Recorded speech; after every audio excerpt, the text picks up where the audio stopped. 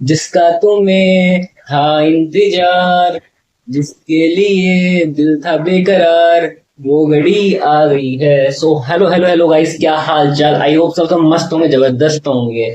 सो CA foundation वालों के तुम्हारे एग्जाम्स आ गए हैं बहुत ही पास में। तो तुम्हारा फर्स्ट एग्जाम्स होने वाला है अकाउंटेंसी का। सो उसके लिए लास्ट 3 डेज के अंदर आप क्या मतलब कि किस तरीके से स्ट्रेटेजी रख सकते हो स्टडी, जिससे आप है ना बेस्ट प्रिपरेशन कर सको लास्ट 3 डेज के अंदर, जिससे कि आपको जो फर्स्ट एग्जाम है सी फाउंडेशन का अकाउंट्स वो बहुत अच्छा हो जाए। जिससे कि आपके है ना फर्स्ट एग्जाम से आपका यदि अच्छा हो जाएगा तो आपको उससे उसके कारण आपको बहुत अच्छा मोटिवेशन मिल जाएगा, जिससे कि आपके आगे के एग्जाम्स भी है ना बहुत अच्छे होंगे।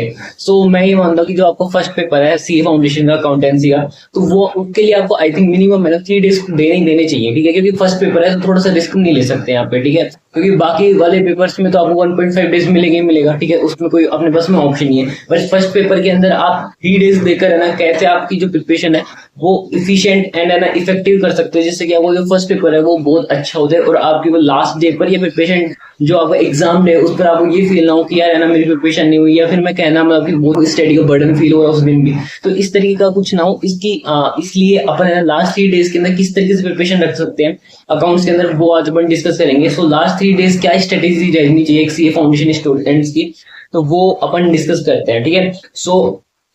आप लोगों का पेपर अकाउंट्स का है, वो फर्स्ट पेपर वो 16 सितंबर को है। तो 13 सितंबर को आपको है ना ये प्लान स्टार्ट करना है। ये प्लानर आपको है ना कहाँ पर मिल जाएगा? इसकी फोटो आपको ये इसकी पीडीएफ आपको है ना मेरे टेलीग्राम ग्रुप में मिल जाएगी। तो वहां से आप ज्वाइन करके इसका पीडीएफ आप खुद डाउनलोड कर सकते हो, ठीक है? तो आपको 13 सितंबर से आपको इसकी प्रिपरेशन स्टार्ट करनी है, ठीक है? अकाउंट्स की। तो उसमें आपको क्या करना है, तो सबसे पहले तो आप है ना कौन सा चैप्टर कर लेना, फाइनल अकाउंट वाला चैप्टर कर लेना, ठीक है? जिसके अंदर आपको मैन्युफैक्चरिंग नॉन मैन्युफैक्चरिंग एंटिटी वाला भी पॉइंट आता है, ठीक है? उसके बाद बिल्स ऑफ एक्सचेंज वाला पॉइंट चैप्टर कर लेना, डेप्रिसिएशन एंड अमोर्टाइजेशन वाला चैप्टर कर लेना, अकाउंट्स फ्रॉम इनकम्प्लीट रिकॉर्ड। ये 4 चैप्टर आपको 13 सितंबर को करने हैं अच्छे से, ठीक है? अब है ना भैया ये वाले चैप्टर हम कैसे करें रिवाइज, ठीक है? तो सबसे पहले ये क्या करना है आपको कि आपने जो सेल्फ नोट्स बना रखे हैं ना उसको रिवाइज करना, ठीक है? आपने जो जो प्रिपरेशन ड्यूरेशन था उसमें आपने सेल्फ नोट्स बनाएंगे, उसको सबसे पहले क्या करो, रिवीजन करो, ठीक है? उसको रिवाइज करो। उसके बाद में आपने जब आपका रिवीजन करा होगा या आपने जब आप स्टडी कर रहे थे फर्स्ट टाइम, तो आपने कुछ क्वेश्चंस को है ना स्टार मार्क करेंगे कि ये क्वेश्चन हमारे लिए इंपॉर्टेंट है,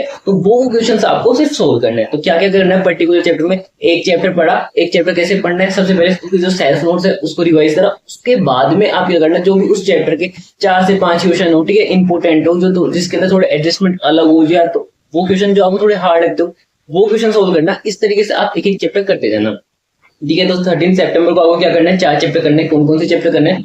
फाइनल अकाउंट चैप्टर करना है, बिल्स ऑफ एक्सचेंज वाला चैप्टर करना है, डेप्रिसिएशन वाला चैप्टर करना है और अकाउंट्स फ्रॉम इनकम्प्लीट रिकॉर्ड। ये 4 चैप्टर आपको कब करना है? 13 सितंबर को ये करना है, ठीक है? उसके बाद नेक्स्ट डे 14 सितंबर को आपको कौन से वाले चैप्टर करना है? 14 सितंबर में आपको करना है पार्टनरशिप अकाउंट करना है, ठीक है? पार्टनरशिप अकाउंट करना है, रेक्टिफिकेशन ऑफ एरर वाला चैप्टर करना है, फिर करना है आपको अकाउंटिंग प्रोसेस, जिसके अंदर है ना बहुत सारे यूनिट्स आते हैं, लाइक जनरल आ गया, एमटी के लेजर आ गया, ट्रायल बैलेंस आ गया, सब्सिडी बुक्स वाला आ गया। उसके बाद में आपको कौन सा करना है? एनपीओ वाला चैप्टर करना है, ठीक है? नॉन प्रॉफिट ऑर्गेनाइजेशन वाला चैप्टर करना है। और कैसे करना है? सेम स्ट्रेटेजी फॉलो करनी है आपको, आपके नोट से रिवाइज करना है सबसे पहले। उसके बाद में आपके जो भी आपने इंपोर्टेंट क्वेश्चन मार्क कर रखे हैं उसको आपको सोल्व करना है, ठीक है? फिर नेक्स्ट डे आता है अपने पास 15 सितंबर। 15 सितंबर को आपको पास में 3 चैप्टर बचते हैं, ठीक है? कौन कौन से? एक तो कंपनी अकाउंट करना है, एक इन्वेंट्री वाला चैप्टर करना है और एक थ्योरेटिकल फ्रेमवर्क करना है, ठीक है? थ्योरेटिकल फ्रेमवर्क करना है जहां थ्योरी के क्वेश्चन आते हैं, ट्रू फॉल्स आते हैं।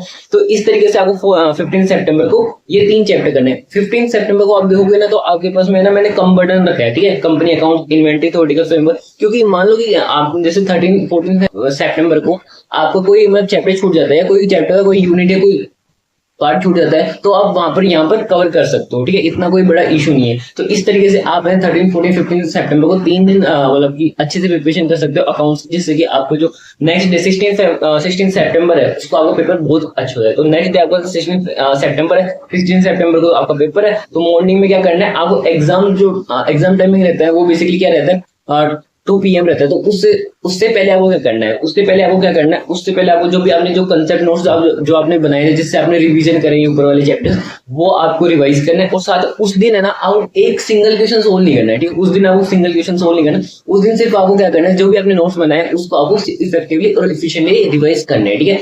और आपको कहाँ पर भी दिक्कत है, मतलब कोई भी क्वेश्चन के अंदर डाउट है तो हमें टेलीग्राम पे भेज सकते हो, कमेंट में आप बता सकते हो कि भैया मेरी स्ट्रेटेजी में ये प्रॉब्लम आ रही है, या मैं कैसे क्या प्रिपरेशन करूँ, या कहाँ पर भी कोई भी प्रॉब्लम आ रही है आपको, या कोई भी इश्यू है, कोई भी क्वेरी है, तो हमें कमेंट बॉक्स में या टेलीग्राम ग्रुप में हमें ज्वाइन होकर बता सकते हो। तो इस तरीके से आप है ना, इस तरीके से यदि आप है ना लास्ट 3 डेज स्ट्रेटेजी रखते हो आपके अकाउंट्स के पेपर के लिए, तो आपको सितंबर 25 के लिए जो पेपर है वो बहुत अच्छा हो जाएगा, और फिर अपन मिलेंगे नेक्स्ट सीए इंटरमीडिएट के अंदर। So thank you.